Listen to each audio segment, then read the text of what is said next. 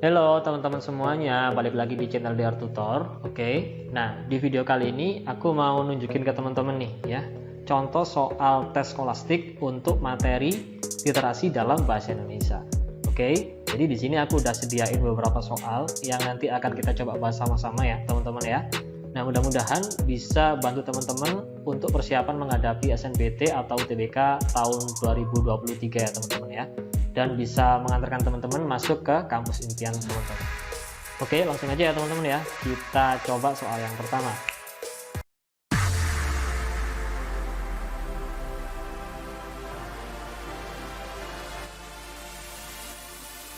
Yuk guys, sekarang kita coba soal yang pertama ya teman-teman. Sebagian dari teman-teman mungkin udah nggak asing lagi dengan soal ini ya. Jadi soal ini adalah soal yang dicontohkan oleh Mas Menteri Nadiem Makarim ya, ketika beliau mengumumkan tentang perubahan materi dalam SNBT atau UTBK tahun 2023. Nah, contoh soal untuk materi literasi dalam bahasa Indonesia ya seperti ini teman-teman. Ya, jadi makanya soal ini aku masukin juga kayak gitu.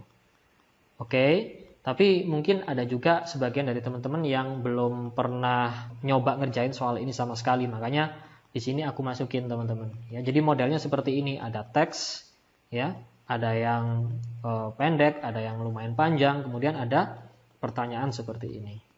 Oke, nah strateginya kalau teman-teman dapat soal model seperti ini, sebaiknya teman-teman langsung baca pertanyaannya aja dulu gitu ya. Apalagi kalau yang teksnya itu panjang gitu. Oke, kenapa kok mesti harus baca pertanyaannya dulu? Ya sebenarnya yang paling utama itu untuk membuat waktu pengerjaannya itu lebih efisien gitu teman-teman. Oke, supaya teman-teman nggak baca dua kali teksnya ya. Nah makanya sekarang kita coba baca dulu soalnya ya.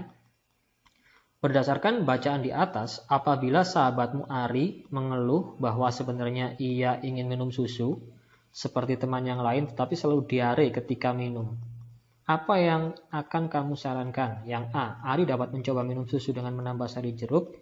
Yang B, Ari dapat mencoba susu bubuk seperti susu yang diminum oleh balita.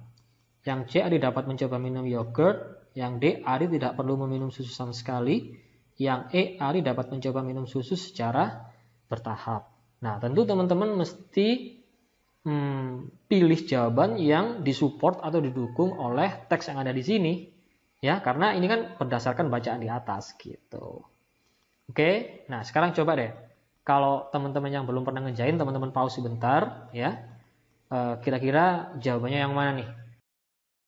Oke, gimana teman-teman? Udah dapet jawabannya? Yang mana kira-kira jawabannya?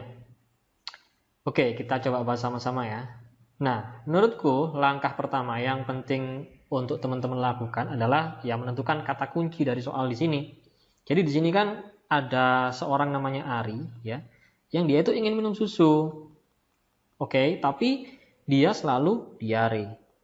Nah, sarannya apa kan gitu kan? Nah, jadi sebenarnya kalau teman-teman perhatikan kata kunci di sini ada diare, ini kan ada nih di sini juga diare. Oke, jadi diare ini ya itu kalau teman-teman baca di sini itu karena sifat biologis orang yang bersangkutan dia intoleran gitu dengan susu itu teman-teman ya. Tandanya apa? Ya dengan gangguan pencernaan seperti ini, diare, perut kembung dan sering buang angin setelah minum susu. Oke, jadi jelas ya penyebabnya itu karena ini sifat biologis orang yang bersangkutan atau intoleran. Nah, cara mengatasinya gimana? Jadi sebenarnya di sini kan dijelaskan kalau orang itu nggak mau minum susu, ya ini ya, tidak setiap orang bersedia mengkonsumsi susu itu kan karena ada dua kemungkinan kan teman-teman. Yang pertama itu sifat yang terkandung dalam susu yang tidak disukai orang, ya. Jadi dalam tanda kutip di sini nggak suka rasanya lah teman-teman, ya. Nah yang kedua karena ya sifat biologis orang itu yang ternyata dia intoleran dengan kandungannya gitu teman-teman. Nah untuk yang kedua ini ya cara mengatasinya itu yang ini ya. Penyebab kedua dapat diatasi dengan menggantinya dengan air susu yang telah mengalami perlakuan khusus yaitu fermentasi. Oke. Nah, kalau kita lihat opsinya, yang A, Ari dapat mencoba minum susu dengan menambah sari jeruk. Ini sebenarnya kurang tepat ya teman-teman. Jadi ini untuk mengatasi penyebab yang pertama, yang kalau orangnya itu nggak suka rasanya gitu. Oke? Nah, penambahan rasa-rasa kayak gini, sari jeruk, markisa, apel, ya, itu digunakan kalau orangnya nggak suka rasanya, kayak gitu. Ya, tapi kalau untuk kasus Ari ini kan bukan itu, ya, penyebabnya ya. Kemudian yang B, Ari dapat mencoba susu bubuk seperti susu yang diminum oleh balita. Ini nggak ada di teks ini, teman-teman ya. Nggak ada di bacaan, jadi jelas salah nih opsi A dan B, ya. Kalau yang C gimana? Ari dapat mencoba minum yogurt. Nah, di paragraf kedua itu dijelasin ya, kalau susu fermentasi yang dimaksud di sini itu jenisnya ada yogurt, kefir, dan cornish. Nah, jadi yang C ini betul, teman-teman. Oke, jelas ya? Nah, untuk yang D, Ari tidak perlu minum susu sama sekali, orang dia ingin minum kok. Ya kan? Ya, ini jadi bukan solusi yang tepat yang D ini. Oke, yang E, Ari dapat mencoba minum susu secara bertahap. Ini juga nggak sesuai dengan bacaan. Nah, jadi jawabannya adalah yang C. Oke, jadi infonya sebenarnya ada secara tersurat di paragraf 2 ini teman-teman. Tapi juga teman-teman harus tahu informasi sebelumnya di paragraf 1 ya. Di kalimat yang aku kasih highlight ini teman-teman. Oke, kayak gitu ya. Gampang ya ini ya. Bisa ya, kita lanjut ke soal yang berikutnya. Oke guys, kita lanjut lagi soal yang kedua ya, teman-teman ya. Nah, ini teksnya beda ya dengan yang pertama tadi ya, teman-teman ya. Nah, ini lebih panjang, ada tabelnya juga kayak gini. Nah, seperti yang aku udah mention sebelumnya, kalau soal model seperti ini dan teksnya cukup panjang, sebaiknya teman-teman langsung fokus ke pertanyaannya aja ya. Biar penggunaan waktunya lebih efisien dalam ngerjain soal. Oke, kita langsung coba baca aja ya teman-teman ya. Berdasarkan teks tersebut, selisih pertumbuhan ekonomi kuartal 1 dan kuartal 2 yang dialami Singapura adalah. Oke, gimana nih teman-teman? Kita lihat opsinya ya. Yang A 2%, B 11,9%, C 13,3%, yang D 7,9%, yang E 27,9%. Nah, jadi untuk soal ini teman-teman, ya, sepertinya kita bisa langsung fokus cari informasi dari tabel di sini, teman-teman. Loh, kenapa gitu? Ya, karena kalau teman-teman lihat ya, di sini kan opsinya persen-persenan semua nih. Iya kan? Nah, info ini kan sebenarnya ya sama dengan yang ada di tabel di sini. Ini kan ada persen-persennya kayak gini, teman-teman, ya. Nah, jadi ini judulnya tabelnya realisasi pertumbuhan ekonomi di berbagai negara. Nah, kan cocok kan? Ini pertumbuhan ekonomi, ini juga pertumbuhan ekonomi. Kayak gitu. Ya. Nah, ini kan juga ada negara-negaranya nih. Di sini ada Singapura, di sini ada Singapura. Oke. Nah, kalau teman-teman lihat ini pertumbuhannya minus tapi. Ya, jadi nggak malah naik, ini turun. Artinya negara-negara ini mengalami yang namanya resesi, teman-teman. Oke. Kalau teman-teman lihat keterangan di bawahnya, dari tabel di atas dapat dilihat bahwa resesi sudah terjadi pada negara-negara besar, salah satunya adalah Amerika Serikat. Ya, termasuk juga Singapura, teman-teman. Apa itu resesi? Nah, teman-teman bisa dapatkan pengertian dari resesi ini di paragraf pertama ini ya. Jadi ini resesi adalah penurunan secara signifikan aktivitas ekonomi yang terjadi dalam berbagai sektor perekonomian selama beberapa bulan secara berturut-turut. Nah, itu resesi, teman-teman. Oke. Nah, kita balik lagi ke soal. Nah, terus gimana caranya nyari selisih pertumbuhan ekonomi kuartal 1 dan kuartal 2 yang dialami Singapura? Nah, kalau teman-teman lihat ya, untuk Singapura, oke. Nah, itu kan untuk kuartal 1 ya, kuartal 1 dia kan turun berapa nih? Minus 0,7% kan ya. Untuk kuartal 2 dia minus 12,6%. Nah, kalau kita disuruh nyari selisih pertumbuhan ekonomi, ya berarti kurangin aja kayak gitu. Ya. Jadi dikurangin, teman-teman. K2 dikurangin K1. Kalau K2 dikurangin K1 ya berarti minus 12,6% ya dikurangin minus 0,7%. Jadi ini matematikanya juga mesti bisa nih ya.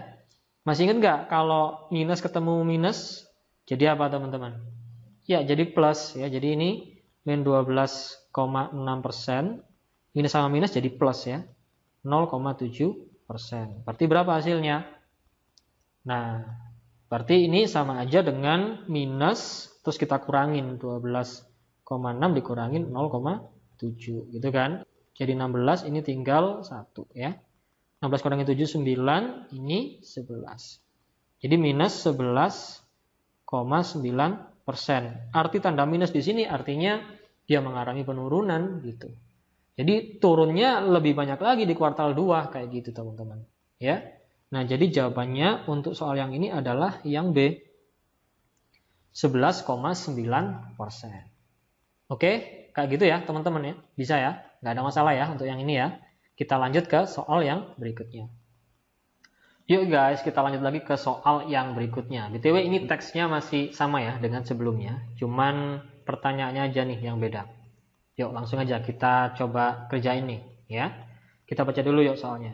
Berdasarkan teks tersebut, pernyataan yang benar adalah titik-titik. Yang A, resesi akan berakhir jika ditemukan vaksin COVID-19. Yang B, virus corona menyebabkan 18 juta orang tidak bisa melakukan aktivitas ekonomi dengan baik. Ya, yang C, virus corona hanya menyerang Amerika Serikat sehingga resesi hanya terjadi di negara tersebut. Yang D, penjualan grosir eceran tidak terpengaruh oleh adanya pandemi COVID-19. Yang E, aktivitas ekonomi di berbagai sektor mengalami penurunan sehingga menyebabkan pertumbuhan ekonomi negatif. Nah, kira-kira yang mana nih teman-teman pernyataan yang benar? Nah, sebenarnya kalau teman-teman udah baca teks ini secara keseluruhan, mestinya teman-teman bisa langsung menyimpulkan nih teman-teman. Tapi kalau belum, ya nggak apa-apa. Silakan teman-teman coba pause dulu, terus teman-teman pilih kira-kira opsi yang mana nih yang paling tepat. Oke, silakan coba di pause dulu teman-teman. Udah? Nah, kalau udah kita coba cek satu-satu ya. Yang A, resesi akan berakhir jika ditemukan vaksin COVID-19. Nah, ini benar nggak teman-teman informasi ini? Teman-teman coba skimming deh, yang nunjukin informasi tentang vaksin COVID di sini mana nih? Nah, ini kan, ya bahkan hingga tanggal 4 Agustus 2020 virus corona sudah menginfeksi segini dan masih belum ditemukan vaksin yang dapat menyembuhkan para pasien tersebut. Ada lagi nggak selain itu yang menyinggung tentang ditemukannya vaksin teman-teman? Kayaknya udah nggak ada nih, ya. Ada nggak semacam informasi secara tersirat atau tersurat di teks ini yang mendukung opsi A ini? Resesi akan berakhir jika ditemukan vaksin COVID-19. Nah, nggak ada kan? Ya, jadi ini salah teman-teman.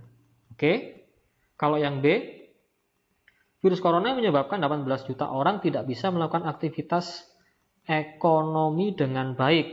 Nah, ini kan kata kuncinya di sini ada 18 juta. Ya, sebenarnya sama dengan yang ini kan, teman-teman. Nah, tapi 18 juta di sini kan menyatakan jumlah orang yang terinfeksi oleh virus corona ini, teman-teman, ya. Bukan seperti yang dijelaskan di opsi ini, ya 18 juta orang tidak bisa melakukan aktivitas ekonomi dengan baik, ya. Nah, jadi ini juga salah, infonya nggak tepat nih, ya. Oke. Jadi 18 juta ini merujuk ke jumlah orang yang terinfeksi. Tapi belum tentu ya yang terinfeksi itu nggak bisa melakukan aktivitas ekonomi dengan baik, ya. Untuk yang C, virus corona hanya menyerang Amerika Serikat sehingga resesi hanya terjadi di negara tersebut. Nah, salah nih teman-teman. Kenapa? Karena yang mengalami resesi udah jelas nih. Ada 4 negara besar nih yang ditulis di teks ini yang mengalami pertumbuhan ekonomi negatif atau resesi, ya kan? Jadi ini juga salah. Yang D, penjualan grosir eceran tidak terpengaruh oleh adanya pandemi COVID-19. Nah, ini juga nggak tepat ya, teman-teman ya. Karena di sini disebutin ya. Nah, ini nih, ya kan? Biasanya terlihat pada produk domestik bruto, PDB, real, lapangan kerja, produksi industri, dan termasuk penjualan grosir eceran. Nah, jadi ini juga kurang tepat ya. Nah, berarti ya nggak ada lagi nih yang E, tapi kita cek juga. Aktivitas ekonomi di berbagai sektor mengalami penurunan sehingga menyebabkan pertumbuhan ekonomi negatif. Nah, ini benar teman-teman. Oke, udah jelas ya. Kalau teman-teman ngeceknya dari yang E dulu langsung ketemu tadi. Oke? Nah, jadi jawabannya adalah yang E. Oke, bisa ya teman-teman ya. Kita lanjut ke soal yang berikutnya. Oke teman-teman, kita lanjut lagi soal yang berikutnya. Nah, ini teksnya udah ganti ya teman-teman ya. Nah, seperti yang aku mention sebelumnya, untuk soal seperti ini kita langsung baca soalnya aja dulu. Oke, kita coba baca sama-sama yuk. Pernyataan yang benar berdasarkan paragraf 1. Nah, ini enak nih ya. Jadi kita bisa langsung fokus ke paragraf 1 yang ini nih teman-teman. Oke, kita cek satu-satu ya teman-teman ya. Tapi sebelum aku cek satu-satu, kalau teman-teman mau nyoba dulu boleh ya, teman-teman pause dulu. Nah, terus teman-teman pilih yang mana kira-kira jawaban yang paling tepat, dan nanti baru kita bahas sama-sama. Oke, silakan kalau mau di pause dulu teman-teman. Oke, udah ya. Sekarang kita coba bahas sama-sama. Yang A, kasus kumulatif COVID-19 di DKI Jakarta mencapai segini, 333.449 orang. Bener nggak nih teman-teman? Nah, ini kurang tepat ya teman-teman ya. Karena kalau teman-teman lihat di sini, ya, jadi Satuan Tugas Penanganan COVID-19 melaporkan perkembangan kasus COVID-19 RI per minggu. Ya, tanggal 11 bulan 10 tahun 2020 pukul 12.00, ya kan. Berdasarkan data Kementerian Kesehatan, kasus positif COVID-19 bertambah segini menjadi segini. Nah, tapi hati-hati, ini itu untuk seluruh Indonesia, teman-teman. Ya, RI ini. Oke, dan di sini kan cuman bilang DKI Jakarta kan, cuman di DKI doang kan, ya. Jadi ini salah teman-teman, ya. Jadi hati-hati, jangan karena angkanya persis sama, teman-teman langsung pilih ini aja. Nah, salah ya. Oke. Nah, sekarang kita cek yang opsi B teman-teman ya. Positivity rate di DKI Jakarta yang mencapai 8,1% melampaui standar yang ditetapkan WHO. Nah, ini ada di paragraf 2 teman-teman ya. Kalau teman-teman lihat angkanya 8,1% ini kan ya. Nah, padahal yang diminta di paragraf 1. Nah, jadi ini bonus nih, jelas salah. Oke. Sekarang kita cek yang C. Kasus COVID-19 di Indonesia pada tanggal 10 Oktober 2020 sebanyak 85.574 sebelum bertambah 1389 di tanggal 11 Oktober 2020. Benar nggak nih? Nah, ini teman-teman juga mesti hati-hati ya. Kalau teman-teman lihat di sini, ini kan dibilang di Indonesia, ya kan? Ya. Nah, padahal kalau untuk angka yang sekitaran ini, ya, ini kan tanggal 10-nya nih. Oke, di sini disebutin khusus untuk kasus di DKI Jakarta, ya, yang ini teman-teman. Ya, ada penambahan kasus harian sebesar atau sebanyak 1389. Ini kan sama dengan ini sebenarnya. Ya.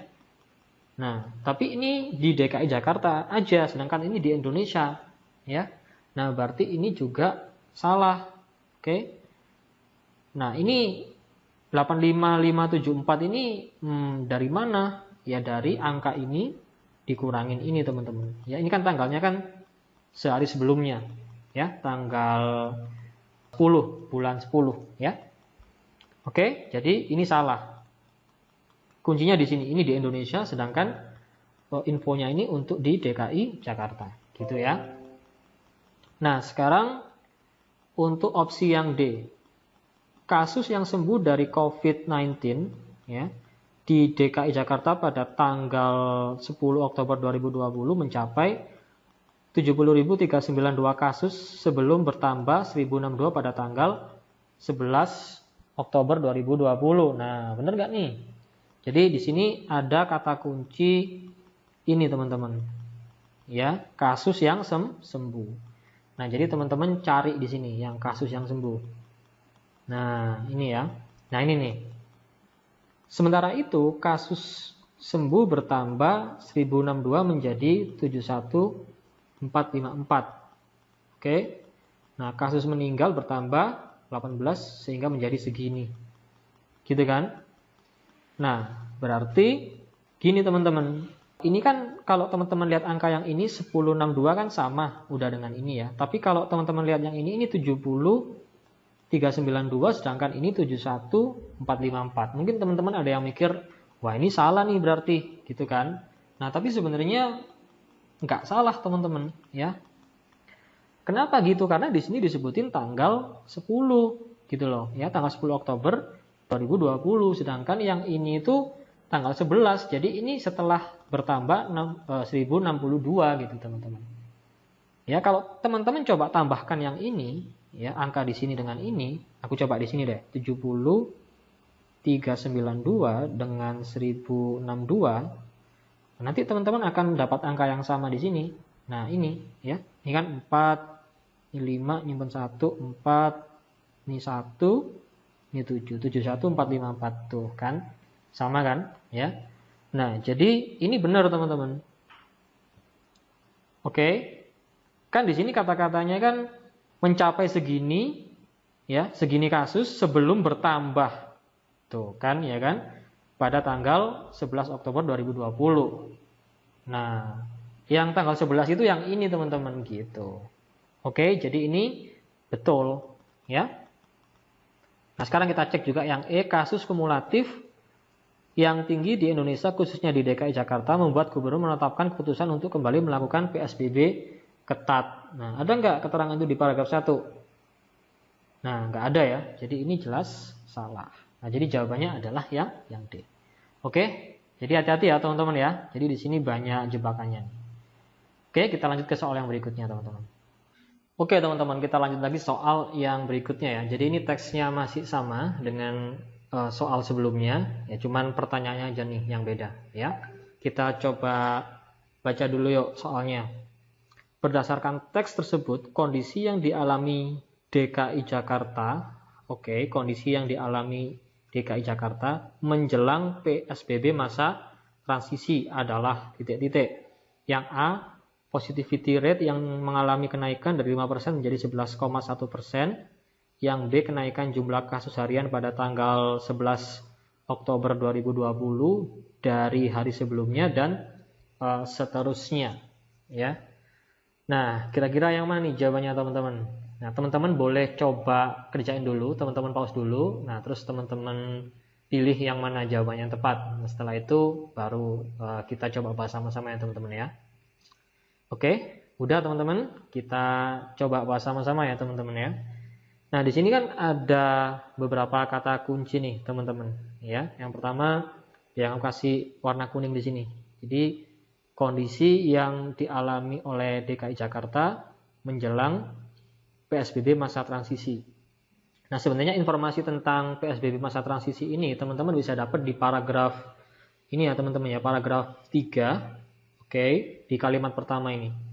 Seperti diketahui, Gubernur DKI Jakarta memutuskan mengurangi kebijakan rem darurat secara bertahap dan kembali memasuki pembatasan sosial berskala besar PSBB masa transisi, ya kan? Nah, ini teman-teman, ya.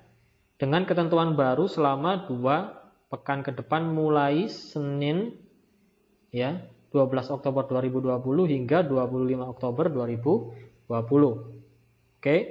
Gubernur menyampaikan bahwa keputusan ini didasarkan pada beberapa indikator, yaitu laporan kasus harian, kasus kematian harian, tren kasus aktif, dan tingkat keterisian rumah sakit rujukan COVID-19. Nah, berarti yang mana nih kira-kira yang menunjukkan kondisi DKI Jakarta sebelum ini, menjelang PSBB masa transisi teman-teman? Kita cek sama-sama ya. positivity rate yang mengalami kenaikan dari 5% menjadi 11%. Nah, ini benar nggak teman-teman? Oke, kita cek ya.